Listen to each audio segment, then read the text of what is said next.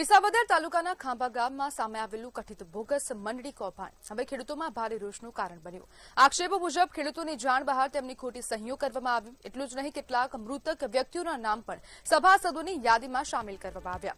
સૌથી ચોંકાવનારી વાત એ છે કે આશરે 100 જેટલા ખેડૂતોને તેમની મંજૂરી વગર સભાસદ તરીકે દર્શાવવામાં આવ્યા અને તેવા પ્રકારના દાવાઓ પણ થઈ રહ્યા છે। આક્ષેપ છે કે વર્ષ 2023થી આ મંડળી કાર્યરત હતી અને ટેકાના ભાવે ખરીદી જેવી મહત્વપૂર્ણ પ્રક્રિયાઓ પણ હાથ ધરવામાં આવતી હતી। જો આરોપો સાચા સાબિત થાય તો પ્રશ્ન માત્ર દસ્તાવેજી ગેરરીતિનો નથી, પરંતુ ખેડૂતોના અધિકારો અને વિશ્વાસ સાથે થયેલા ગંભીર ખેલનો છે। સવાલ એ છે કે આટલા લાંબા સમય સુધી આવી મંડળી કેવી રીતે કાર્યરત રહી, સંબંધિત વિભાગો દ્વારા સમયસર ચકાસણી કેમ ન થઈ। હવે ખેડૂતો પારદર્શક તપાસ અને જવાબદારો સામે કડક કાર્યવાહી કરવાની માંગ કરી રહ્યા છે, કારણ કે આ મામલો માત્ર એક ગામનો નહીં, સમગ્ર સહકારી વ્યવસ્થાની વિશ્વસનીયતાનો પણ ઉભો થઈ ગયો છે। અને આજ મુદ્દે આપણી સાથે ચર્ચા કરવા માટે જૂનાગઢ જિલ્લા કોંગ્રેસના પ્રમુખ અમિત પટેલ જોડાઈ ગયા છે। અમિતભાઈ, બોગસ મંડળી કૌભાંડને તમે કેવી રીતના જોઈ રહ્યા છો? તો નમસ્કાર, મંતવ્ય ન્યૂઝના માધ્યમથી આજે એ મંડળી કૌભાંડ અને એ મુદ્દો લેવામાં આવ્યો છે। હું ખેડૂતો અને અહીંયા જે બોગસ મંડળીઓ, ભૂતિયા મંડળીઓ જે થઈ છે એમની સામે ચોક્કસ યોગ્ય કાર્યવાહી થવી જોઈએ।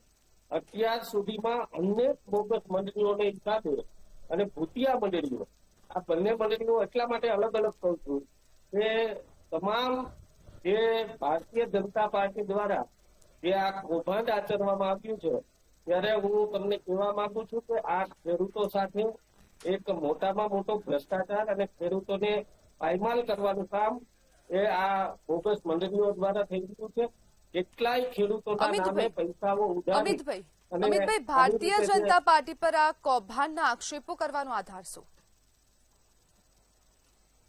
અમે આની પહેલા પણ જોયું છે કે વિસાવદર તાલુકો હોય, ભેસાણ તાલુકો હોય, એમાં કેટલી મંડળીઓ બોગસ રીતે ઉભી કરી અને જે મૃત્યુ પામ્યા છે ખેડૂતો, એમના નામે પણ પૈસા ઉધારવામાં આવ્યા છે, સમજ્યા? અને ચોક્કસપણે હું માનું છું કે કેટલી મંડળીઓના પ્રમુખોને પણ ખબર નથી હોતી, ત્યારે એમના મંત્રી, સહકારી મંત્રીઓ દ્વારા પણ એવું કૌભાંડ આચર્યું હોય તો ક્યાંક ને ક્યાંક સરકારના જે મુખ્ય માણસો છે એમના ઉપર રહેમદિલી હોય તો જ આ કૌભાંડ આચરી શકે। અમિતભાઈ, પૂર્વ પ્રમુખ નીતિન કપૂરિયાનો આમાં શું રોલ છે? એમના એવિડન્સ મારી પાસે નથી, પણ જે ખેડૂતો કહી રહ્યા છે એ ચોક્કસ એમના દ્વારા થઈ રહ્યું છે, તો યોગ્ય તપાસ તો થવી જોઈએ ને। જે રીતે મંડળીઓ ઉભી કરી અને ખેડૂતોના નામે નાણાંનો નિર્ધાર કરી અને નાણાંનો ઉચાપત કરવાનું કામ કર્યું છે અને બોગસ મંડળીઓ ઉભી કરવામાં આવી છે, તો હું ચોક્કસપણે કહું છું કે વિસાવદર અને ભેસાણના ધારાસભ્યશ્રીએ પણ આમાં ઇન્વોલ્વ થઈ અને ખેડૂતો માટેથી આ પ્રશ્ન ઉપાડવો જોઈએ। અમિતભાઈ, આપને લાગે છે કે ધારાસભ્યો ને બધા જે અધિકારીઓ છે તે લોકો ઇન્વોલ્વ થશે, તપાસ થશે?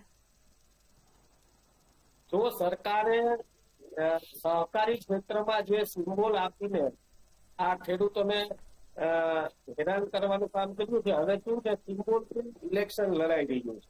હું તમને એટલા માટે કહું છું કે નકર અત્યાર સુધી એવું હતું કે સહકારી ક્ષેત્રમાં સિમ્બોલ નહોતો હોતો, પણ હવે ભાજપ, કોંગ્રેસનો કે આમ આદમી પાર્ટીનો એના સિમ્બોલથી ચૂંટણીઓ લડાઈ ગઈ, તો એ બોગસ મંડળીઓ ઉભી કરવામાં આવે છે, ત્યારે એમની સામે જો યોગ્ય કાર્યવાહી સહકારી ક્ષેત્રમાંથી નહીં થાય તો 100% ખેડૂતો હેરાન થવાના છે।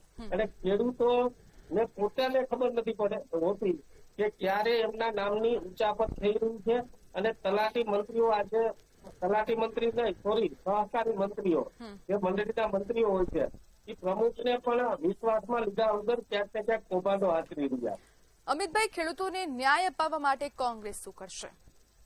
100% અમે અહીંથી અનેક વખત રજૂઆત સરકારમાં પણ કરી છે, સહકારી ક્ષેત્રમાં પણ કરી છે, અને આવનારા દિવસોમાં આ તમામ જે કૌભાંડ અને બોગસ મંડળીઓ, ડુપ્લિકેટ મંડળીઓ અને જે ભૂતિયા મંડળીઓ, એ તમામની વિરુદ્ધ કાર્યવાહી માટેના હંમેશા પ્રયાસો કરતા રહીશું અને લેટર પણ લખીશું।